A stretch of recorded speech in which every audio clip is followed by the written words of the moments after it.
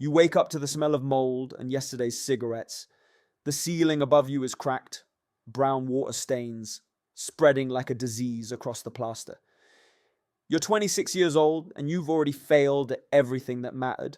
Your father's construction business, gone, swallowed by death after his heart gave out in the middle of a job site. Your college degree, worthless, collecting dust in a drawer while you work 60-hour weeks at a warehouse for minimum wage. You can barely afford this apartment, barely afford to eat. You're invisible, disposable, another face in the crowd that nobody remembers. Your phone vibrates on the nightstand. It's your sister, Maria. She's calling from the hospital again. Quote, 0. Her voice cracks through the speaker, weak and afraid. Quote, 1. The number burns into your brain, $47,000. You have $800 in your account. You spend the next 4 days trying to find that money. You go to banks, denied, bad credit from your father's bankruptcy. You ask your boss for an advance. He laughs, tells you there are 50 people who take your job tomorrow. You call every friend you ever had, every distant cousin, your uncle who always bragged about his restaurant franchise. They all say the same thing. Times are tough. Wish I could help. Let me know how it goes. Nobody helps. You're sitting in a dive bar on the 5th night, staring at your empty glass when a man slides into the booth across from you. His name is Vasily, though he tells you to call him V.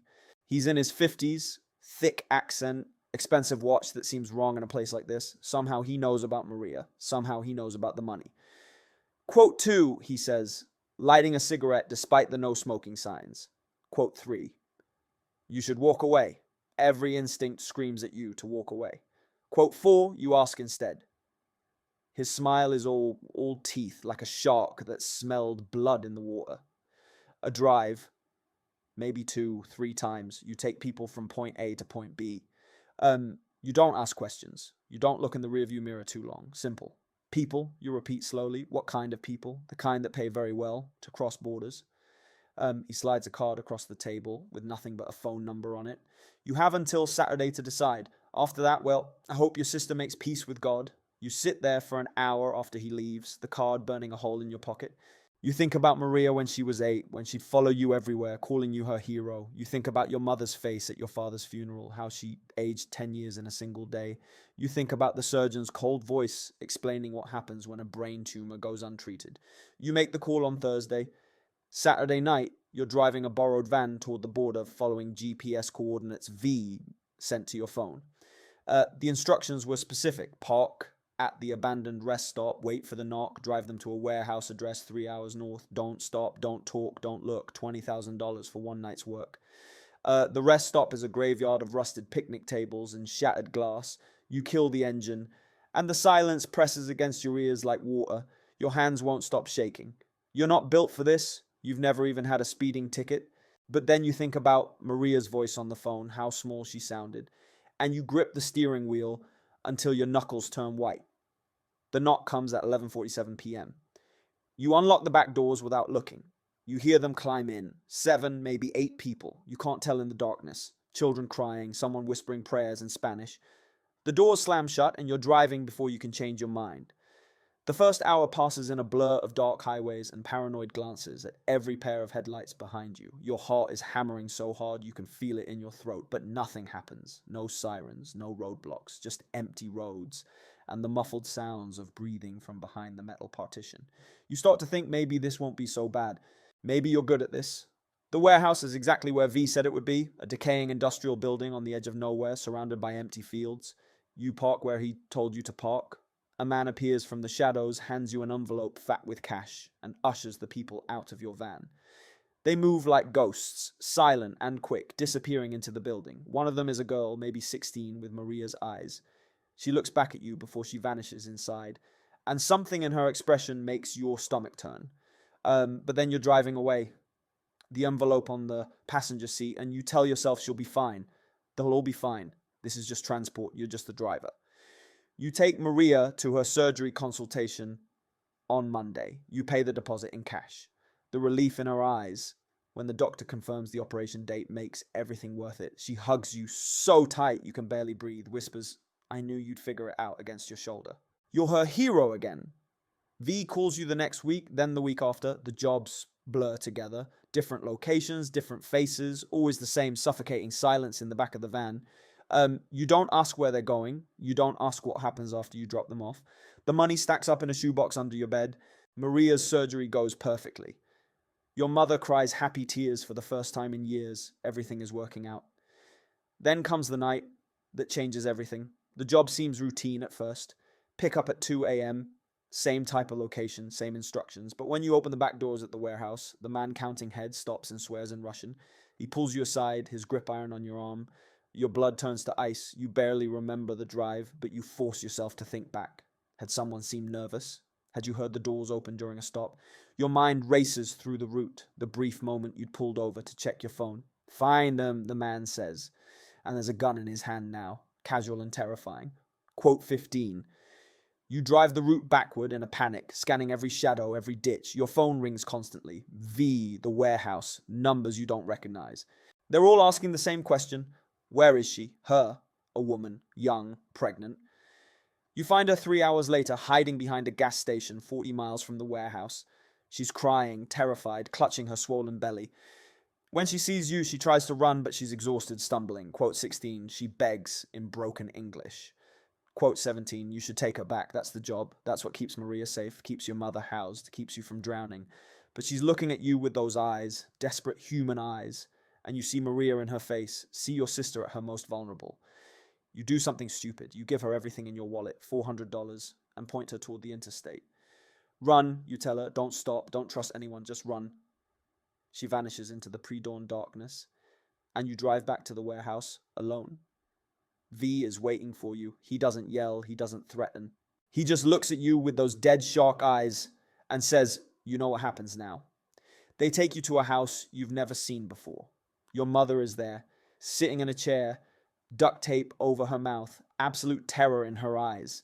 Maria is beside her, confused, still weak from surgery, not understanding what's happening. You cost me $50,000, V says calmly, circling them like a predator, plus the complications of a loose witness. So here's how you pay me back. The choice is simple. Work for him, really work for him, not just driving, but recruiting, enforcing, becoming part of the machine, or watch everyone you love disappear. You don't even hesitate. Quote 23. The next 6 months reshape you into someone you don't recognize. You learn the business from the inside, how to spot desperate people, how to make promises you won't keep, how to collect debts with your fists when words don't work. You're good at it. That's the worst part.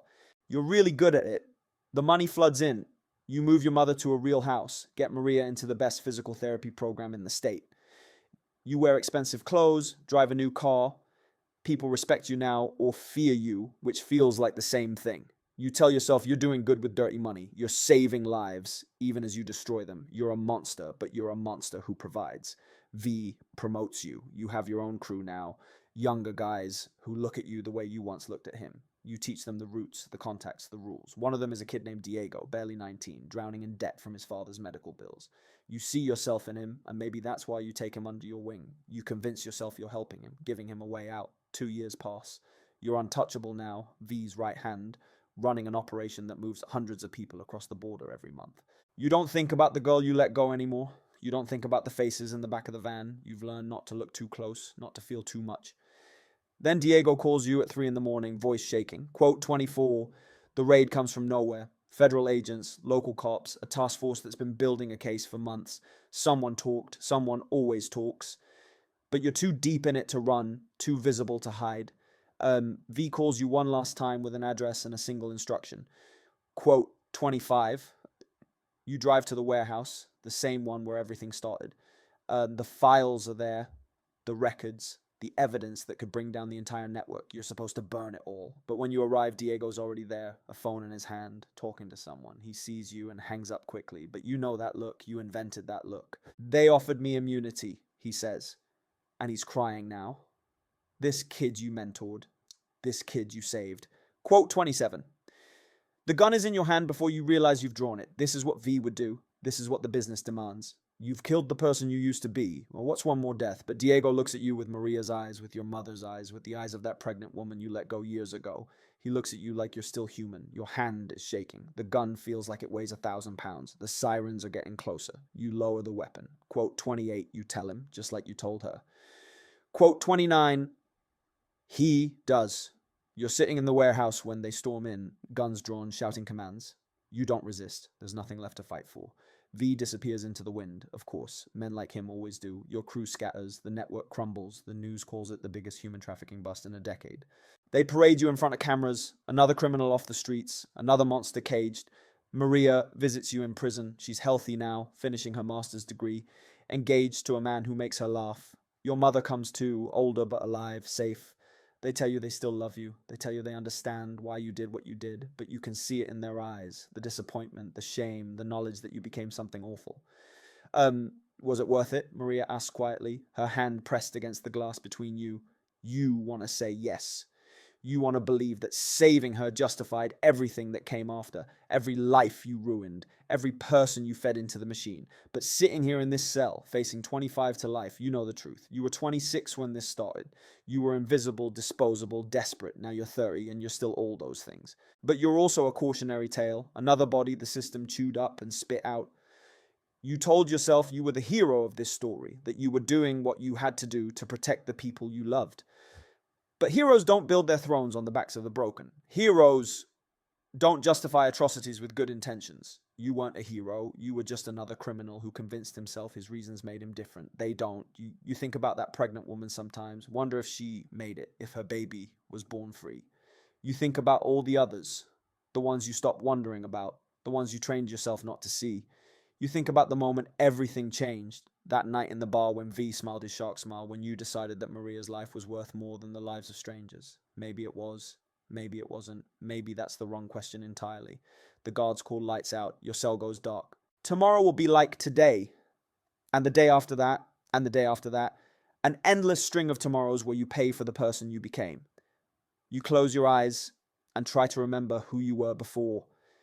That invisible kid with the cracked ceiling and empty wallet, drowning in hopelessness, but not yet broken. That version of you would be horrified by what you turned into. That version of you would have found another way, would have let Maria die before becoming this. Or maybe he wouldn't have. Maybe he was always capable of this darkness. Maybe desperation is just an excuse. A story you tell yourself when you need to sleep at night. You don't sleep much anymore. The question haunts you in the darkness. If you could go back to that bar, knowing everything you know now, would you still make that call? You tell yourself no, but you're not sure you believe it, and that's the real tragedy.